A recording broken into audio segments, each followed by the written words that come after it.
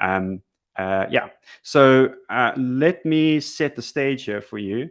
So I want to, the reason why my course is called Pitching 101 is because I want to create a course that firstly teaches my learners about a specific product.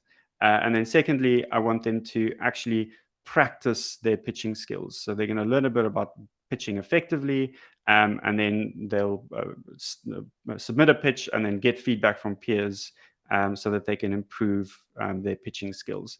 And since pitching is a skill, it requires lots of practice and lots of feedback so that we can become better at doing that skill. So let me start with my creating my course. So to create any activity, I can click on this big blue button over here that says Add New, and I want to create a normal content activity. So once you've clicked on this button, you'll see a bunch of activities popping up over here. So we've got a bunch of activities over here. One we're going to be adding now is a content activity, but there's a few that you're welcome to explore. We'll introduce a few during this demo, but you're more than welcome to explore all of these cool things that will help you to build out your learning journey.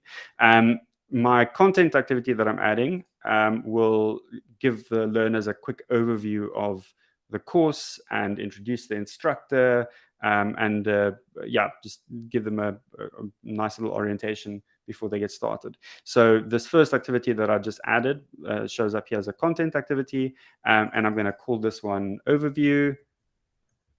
And to make it a bit more customized, I can even add a cover photo. So if I click on that cover photo button, I can even search through the Unsplash library, but I can also upload and even link a photo. So I'm going to search for a little cover photo that says welcome, and we can even change the icon. So maybe let's make this a wave icon. And then that looks nice and inviting. And now we can start adding our learning material. So to add learning material or add any material, we can use Eduflow's rich text editor. So we can click on this plus button to introduce specific components, like there's an accordion or a table, or even files that you can upload, or images, or even videos.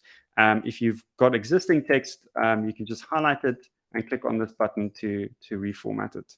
I'm just going to copy some text that I have already, and here's my overview.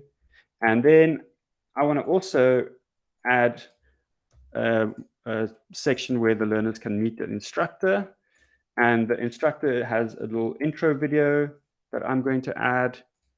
And to add a video, I can click on this edit block and insert media and put a link in, or I can just paste a YouTube video link, and it'll automatically turn that link into a video. And then I'll change this to a heading, and now we've got a nice little introduction with some inviting material.